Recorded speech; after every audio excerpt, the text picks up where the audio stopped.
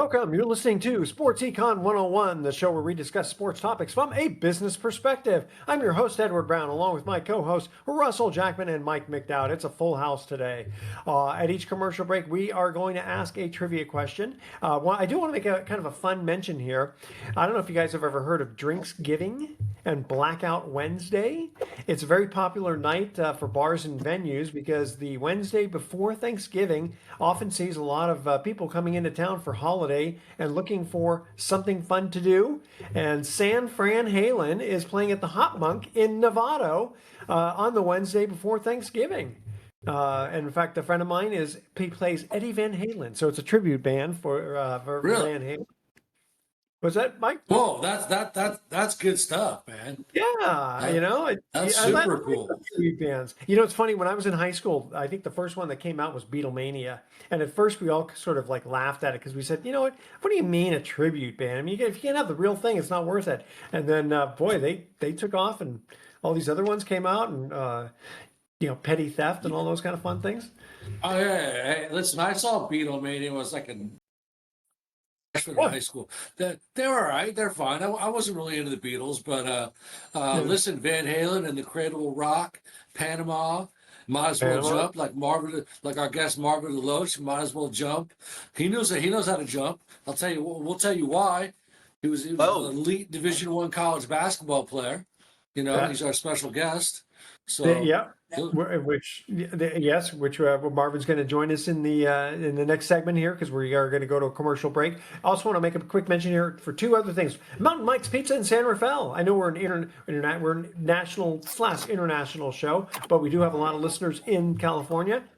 Go check out Mountain Mike's Pizza in San Rafael. Also, the Tahoe Lakeshore Lodge has 500 feet of beachfront property in Lake Tahoe. Check them out before the season goes away. TahoeLakeshoreLodge.com. Stay with us. You're listening to Sports Econ 101. Don't touch that dial. We're going to be right back.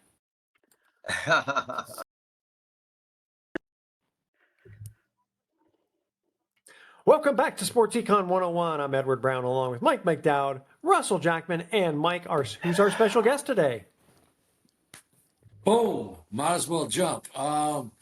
Special guest. He played for the 49ers. He's one of the all-time great running defensive backs. We want to welcome in Ronnie Lott. Ronnie Lott couldn't make it. So instead, we got a gentleman who is very well known to us. He is so talented on many levels. His name is Marvin Deloach Jr. He hails from Novato, California, which is right near the San Francisco Bay Area. Marvin really is quite an accomplished man for multiple reasons. First of all, he belongs to the 1%. And what does that mean? Only 1% of high school athletes ever played Division I basketball. Marvin Deloach accomplished that. He played with Bill Cartwright on one of the great University of San Francisco Dons teams back in, I think, 1977. And listen, he came off the bench. He played he produced a lot of exciting moments for the University of San Francisco Dons. They were ranked like number 1 in the country at the time. And so he's our special guest. We've had him on the show before, but he's not just a basketball player. He is a very talented comedic entertainer. He knows how to entertain audiences. He knows how to make us laugh. We're blessed to have him. Marvin, you're also in the Marin County Athletic Hall of Fame, which is a big deal. But, listen, man, you're one of the 1%ers. Not many of us can say that. So you accomplished something that really most of us dream of doing. So welcome to the show, my friend. Hey, thank you guys for having me back to the show again, man. Nice to see you, Edward. Hey, Russ, how you doing? I don't think I've met you yet, but how you doing today? Yeah, where in Novato are you from? There's only one Novato. I live on San. Yeah, I live on San Marin. I live in San Marin. Oh.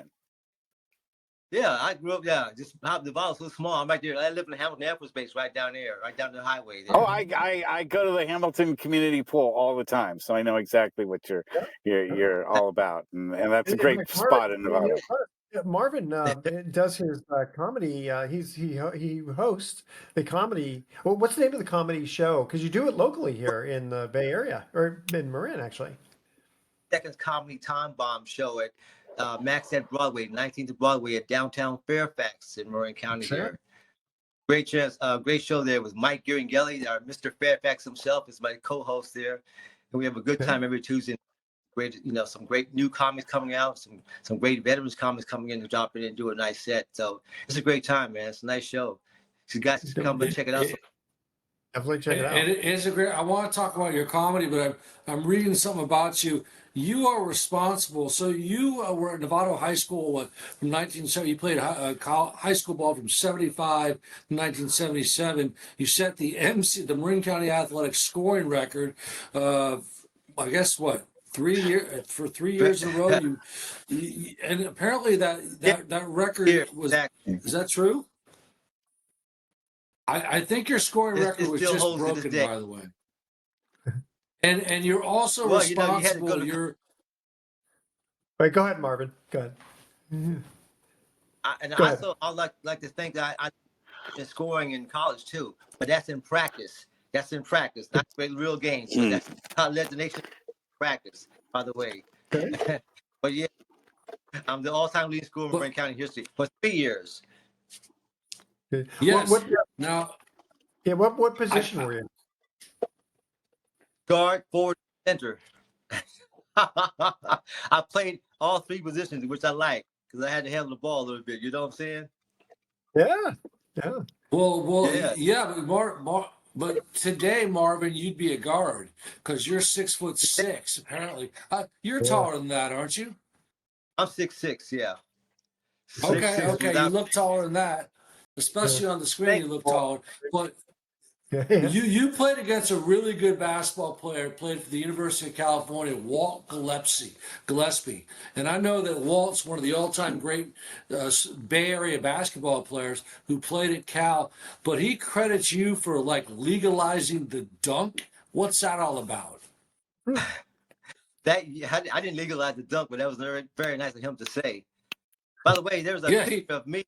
There's a picture of me dunking on Walt Gillespie on the San Francisco Chronicle front page. I'm gonna have to get a copy of that for our next time I come on the show and show you guys that picture.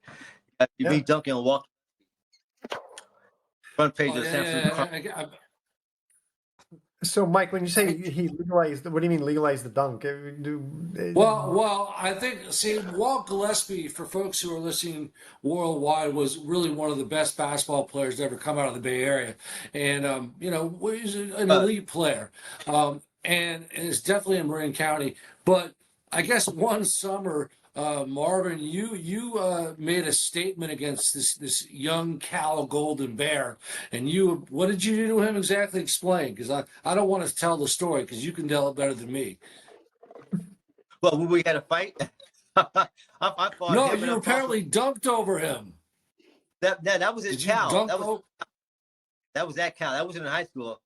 I dunked on him in college. No, it says you did this in the Drake Summer League.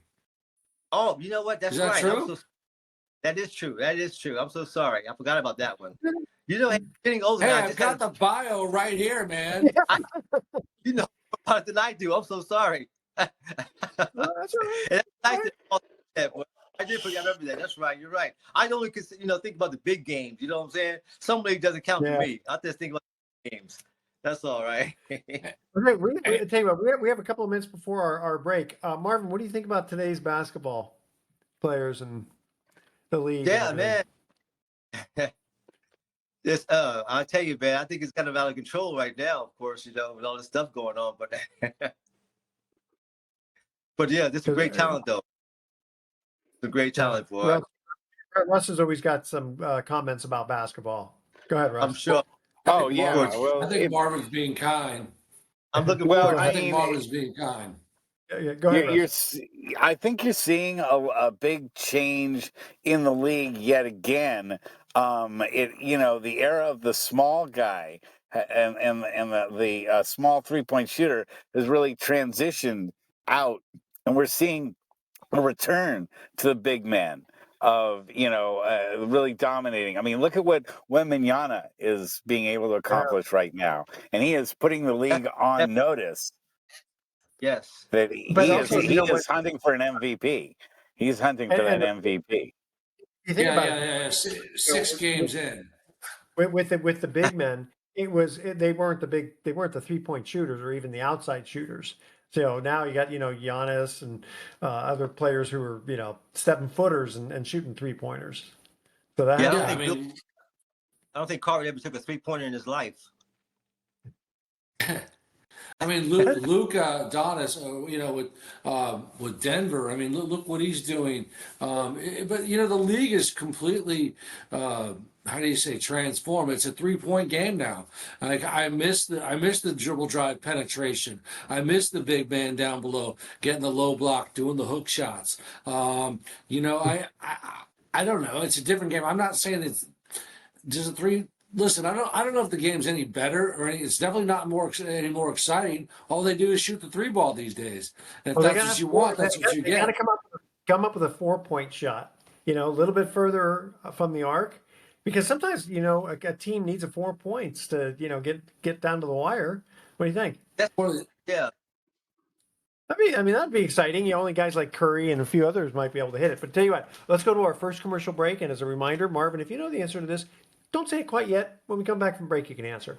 Here's our first trivia question. What fruit was once a status symbol so rare in Europe that people would rent it for parties? And I don't think they ate it. They would just kind of carry it around. This is in the 18th century. What fruit was once a status symbol so rare in Europe that people would rent it for parties, if you can believe that? All right, stay with us. You're listening to Sports Econ 101. Don't touch that dial. We are going to be right back. Yeah. Welcome back to Sports Econ 101. One more time, I'm Edward Brown, your host, along with Mike McDowd, Russell Jackman, our special guest, Marvin Deloach. All right, first trivia question. What fruit was once a status symbol so rare in Europe that people would rent it for parties? Yes, Michael. I want to say passion fruit. Passion fruit. That is not the correct answer that we were looking for. I'm going to say Figs? pomegranate. I'm going to say a pomegranate. That would have been a good one, but that's not correct either. So we've got one that starts with a P.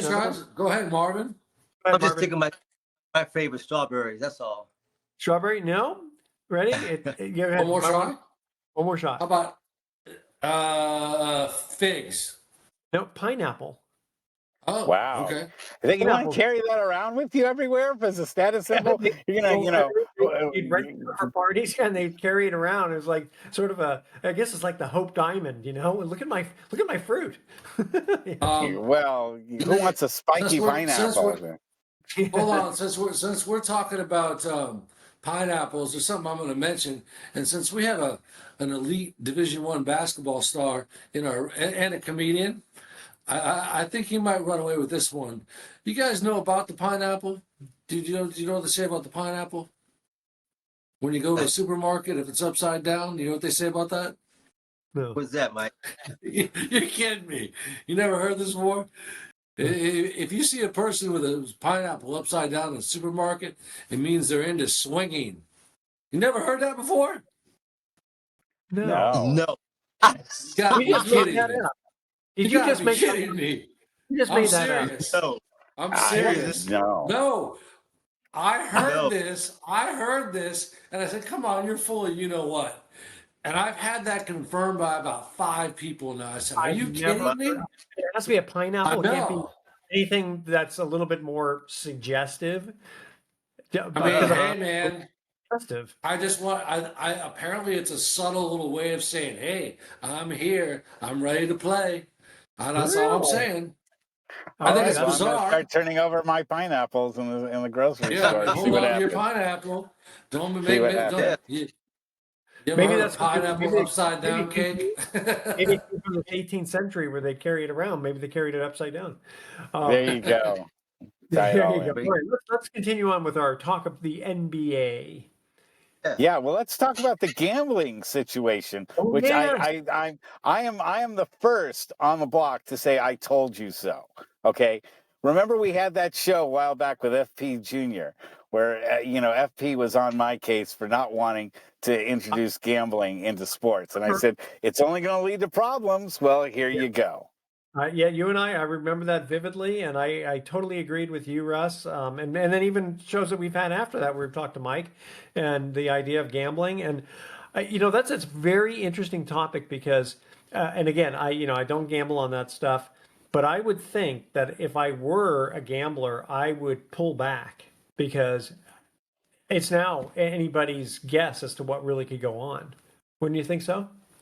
It's terrible. It's not only were you looking at guys gambling on themselves to win, but guys that were gambling on themselves to lose. That really upsets me tremendously. Yeah, because you can't. it's Yeah, you can't like predict that you're going to score 40 points, but you can predict, gee, I got hurt and I can only play 9 minutes. Yeah, you can make yourself play terrible. Yeah. They took that way too far. I mean, listen, gambling is here to stay whether we like it or not. I don't. You know, It's illegal though. Case in point, you got to take a look at the biggest money maker for gambling is called something called March Madness. So that's the biggest money maker of all sports. It's true. I mean, it's huge. But this is a whole nother level. And Russ is probably right. I mean, is gambling going to affect the NBA? Well, I mean, this is going to be very complex. Looks like the mafia is perhaps involved in this. So there's several layers that is involved. But we all know that gambling is not going to go away. No, whether they make it legal. But I could just imagine Chauncey Billups is his excuse if he hasn't done it already is going to be, I was just a shill here. I didn't know anything about this. They just wanted a big name player to just play in the game, right? Well, yeah, Chauncey Billups, Terry Rozier, Damian Jones, a former player. I mean, there's so many layers to this, but and like I said, I think the scary thing is that it is tied to the mafia, and so what's going to happen to these guys? That's what I want to know. I mean, you can extrapolate this as far as you want, but it's I mean, it's something you just got to unless you're going to ban gambling. Unless you're going to ban gambling. Right? Someone's got to make a movie out of this. They already made a documentary on Tom Hanks. Out of it. Go ahead, Marvin. There will be a movie. Marvin, I mean, watch. Yeah. I hate to admit that, you guys. I'm afraid to say I had a little bit of a gambling problem myself. But it was only slot machines. It was only slot machines. I didn't do anything else. But that was like I had to cure my addiction problem. I used to get paid for doing comedy show at the casinos and lose all my winnings. You know what I'm saying? Give it away that same night. Wow. Ridiculous. Wow. Tell us more. Tell us more about this. Tell us more about this. Yeah. You just think you're going to win. Because one time I did win. My rent was due.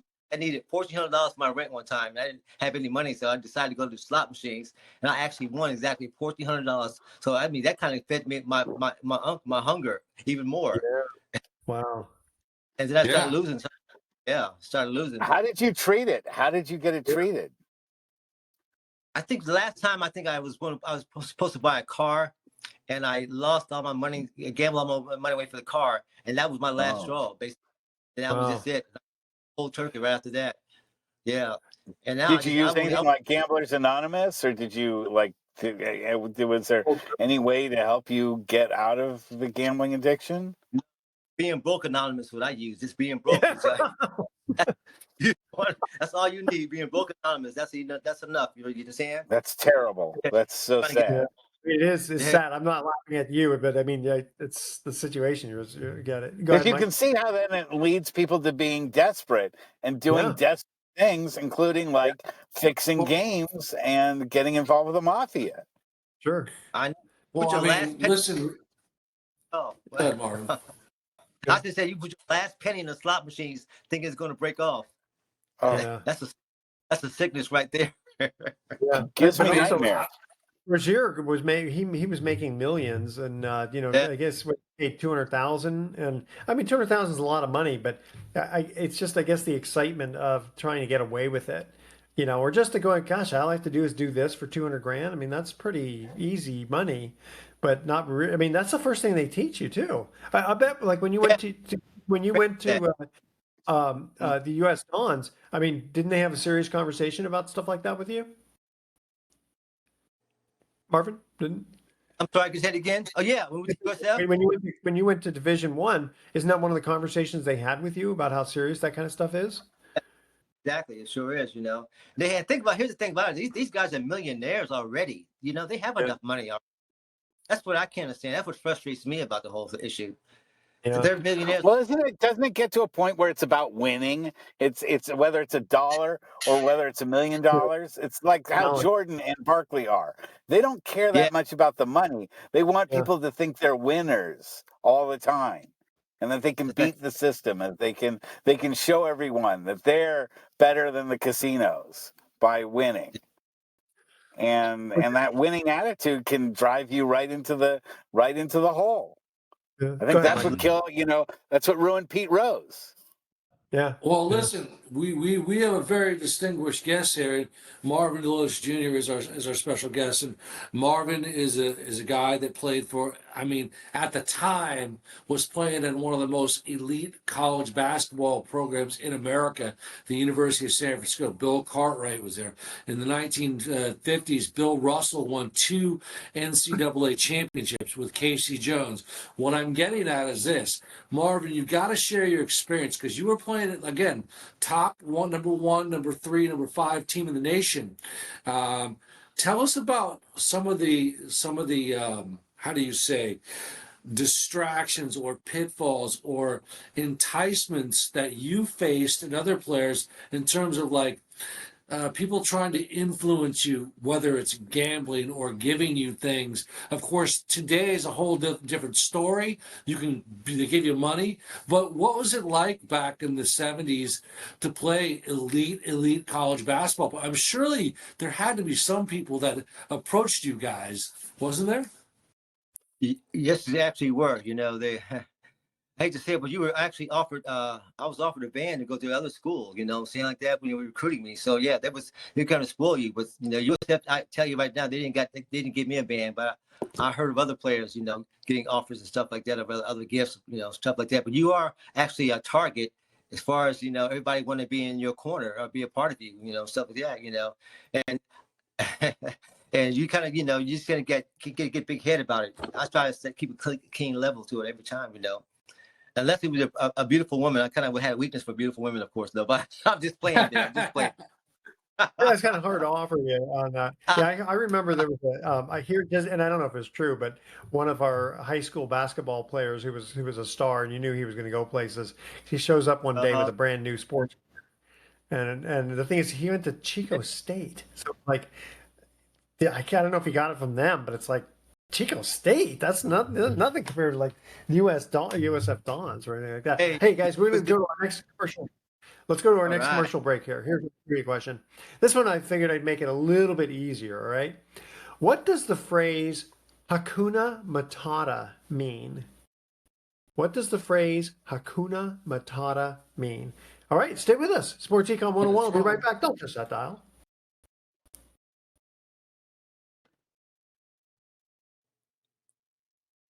Welcome back to Sports Econ 101. Edward Brown here, along with Mike McDowd, Russell Jackman, our special guest, Marvin Deloach. Second trivia question. What does the phrase Hakuna Matata mean? Now, Russ, during the break, had said it is a reference to the Lion King, and it is. What does it mean, guys? Go ahead, Mike. Means hello, how are you? No. That's not what No, it means. it's take it easy. It's take it easy. Yeah, close. Worry about anything. What? Say what, Marvin? I thought I said, don't worry about anything. It means no worries. That's right. No worries. Hey, yeah, remember that? Okay.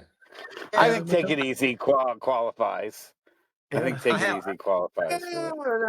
Marvin had that one right. Okay, hey guys, two things I want to cover. Let's move off at the NBA for just a minute here.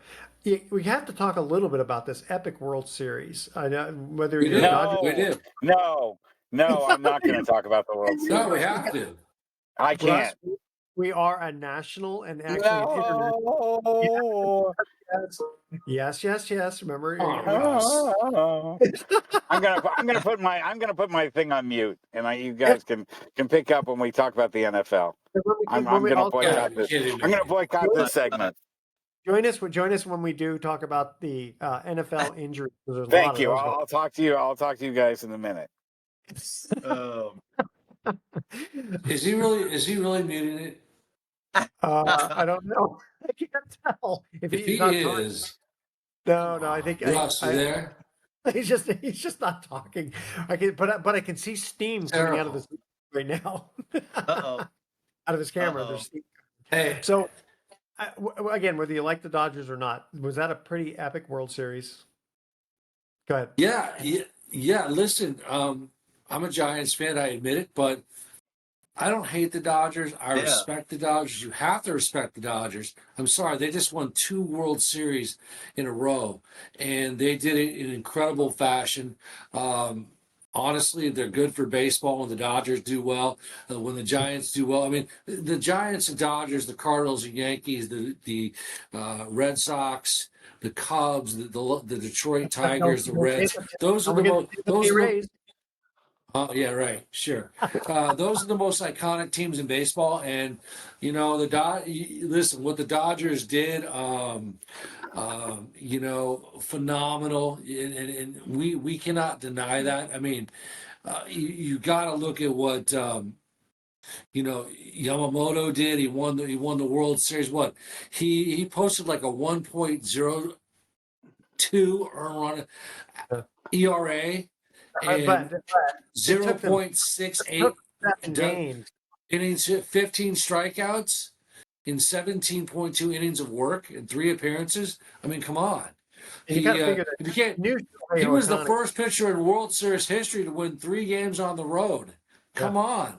Yeah, no, Yeah. he was a beast, and you kind of figured after Otani, after the 18, inning thing, you kind of knew that he wouldn't have enough gas to. He is human after all, for pitching the next time, but it is what it is. It made for good baseball, right? And, Yeah. but Miguel Rojas, unbelievable.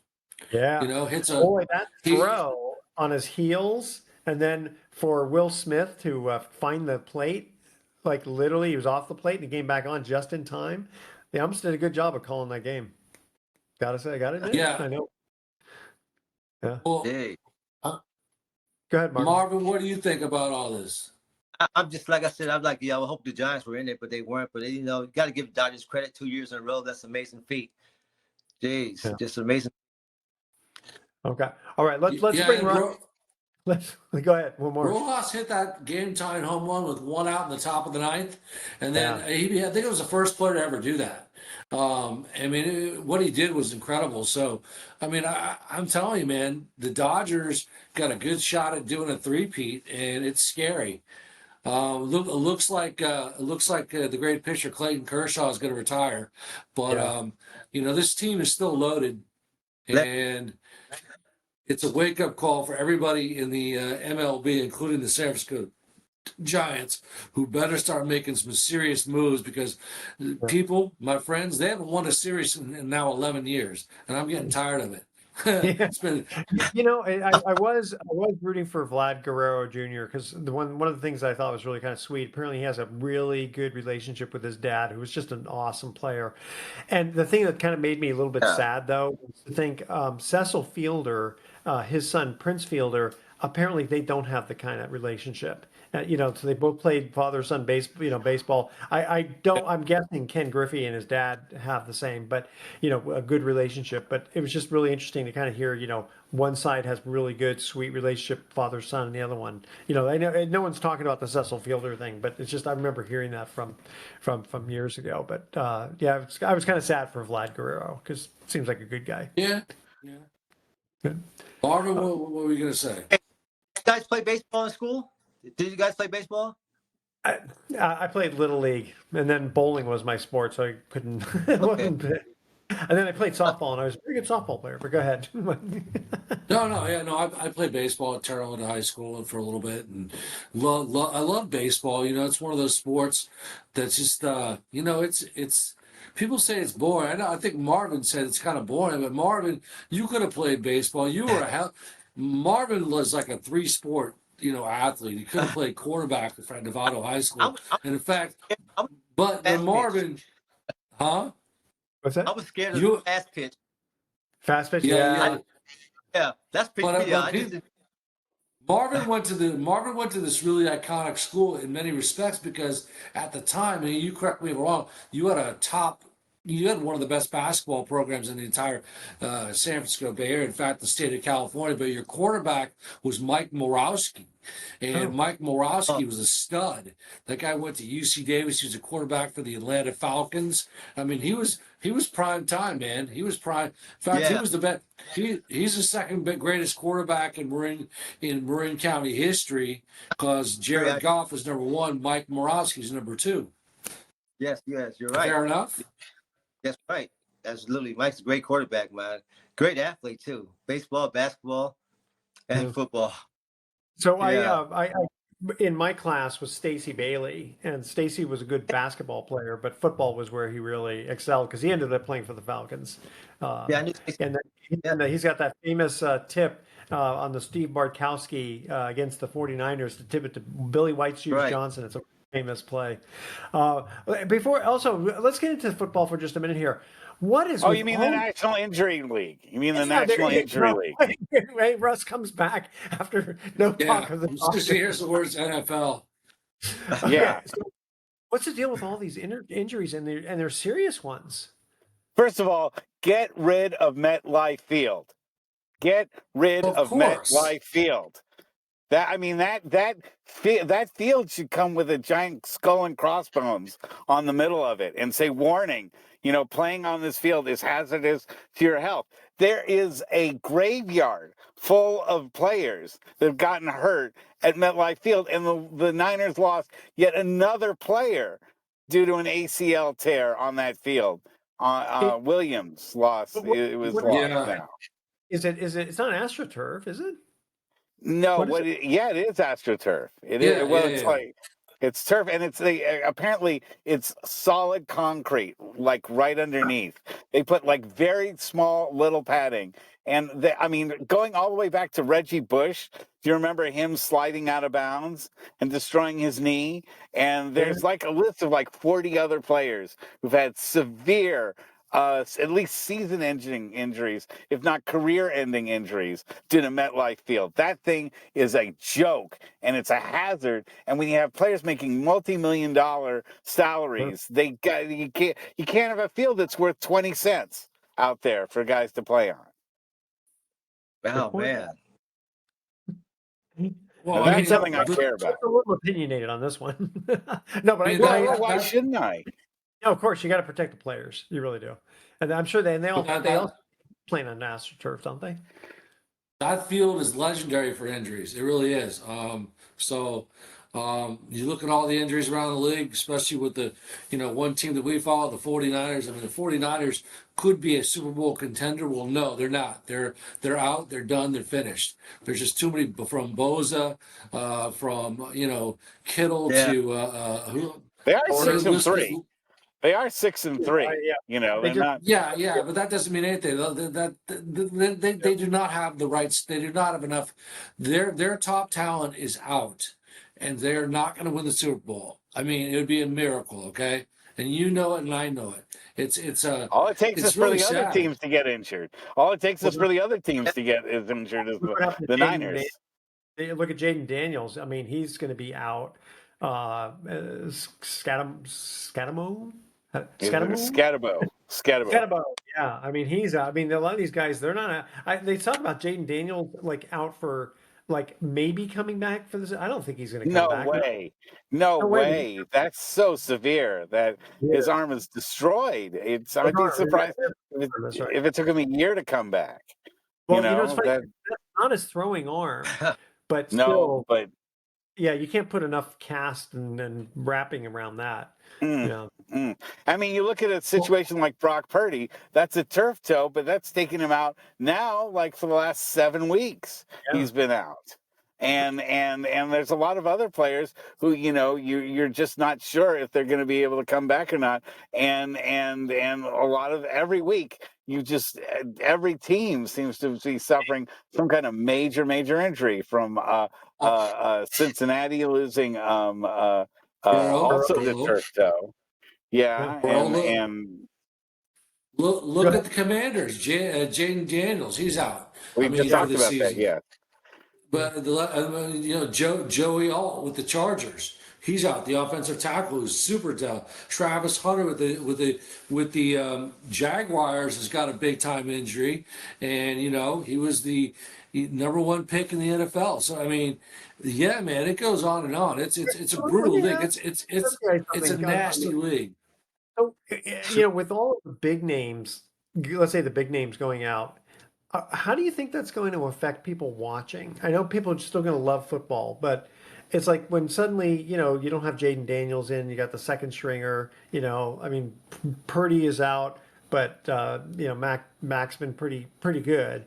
But from a viewing audience, do you think there's going to be a decline? No.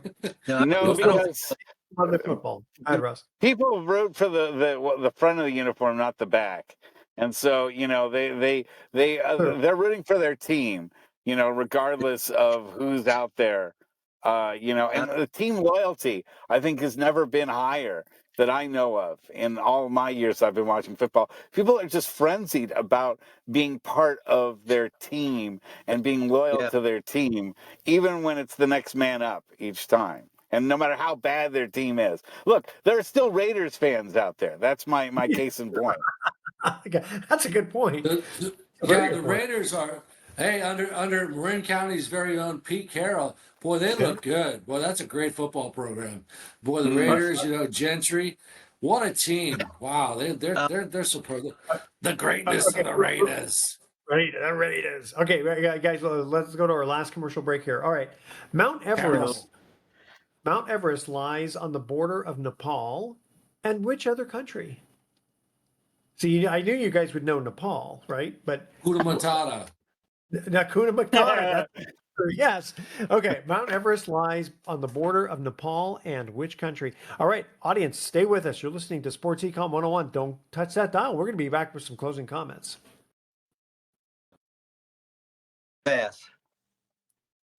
That's Welcome back to plug my Sports Econ 101. Last time for today, I'm Edward Brown, your host, along with Mike McDowell, Russell Jackman, our special guest, Marvin Deloach. Third trivia question. Mount Everest lies on the border of Nepal and which country? Anyone? I got it. Mongolia? Actually, no, it's China. I was but just going to say China. I knew you were. That's I why raised my hand. It was China. I know it's China. Tibet Autonomous Region, which whatever that means. Okay, Mike, you wanted to help Marvin plug something here. Well, no, it was kind of a life-changing moment for Marvin. If you notice, Marvin's got this incredible smile and joy on his face, and there's a reason he has this joy. Marvin, tell us about this experience that's got to change your life quickly. Well, I was actually suffering from bad teeth for like the longest time for it. And I finally, just started, affecting my performance, started affecting my my spirit, my attitude, my overall health, basically. I was just depressed a lot and trying to perform on stage and hide my teeth at the same time. And finally, I just had upper dental implants. Finally, I had enough money to get that done because it was very expensive to get a procedure. And it's kind of changed my. I want to give, a shout out to the Alamodon Valley Smile Design in San Jose. Dr. Claire Andarius and her staff did a great job with my smile. And now I can't stop smiling now because There you go. We love it. We love it. A lot of people deal with this. a A lot of people go through this. Yeah. So no, man, keep smiling. Shine your light, man. Shine that light. Okay, you. you guys ready? Okay, so I forgot our silly joke of the week. What do you call the world's greatest hockey player when he decides not to play pickleball? Wayne Regretsky. Wow. Okay, you like that? Huh? Okay, and our thoughts for the day. I'm not lazy. I'm just in an energy saving mode. I like that. And I intend to live forever. So far, so good. All right, audience. Oh, one more quick silly joke here. What do you call a starving hippopotamus in Budapest? A hungry hippo. Hungary. Marvin, do you have a 3-second joke? Hey, just on the What's match that brought on Tuesday night, tomorrow night, support the show. It's gonna be a great show there tomorrow night. Okay? Sounds good. I'm telling you. All right, audience, tune in next week to Sports Econ 101. We're going to be discussing sports topics from a business perspective and asking more trivia questions. Thanks for listening. On behalf of our team, I'm your host, Edward Brown. We'll see you next Thank you, week. guys. Adios. Thank you. Thank you, military.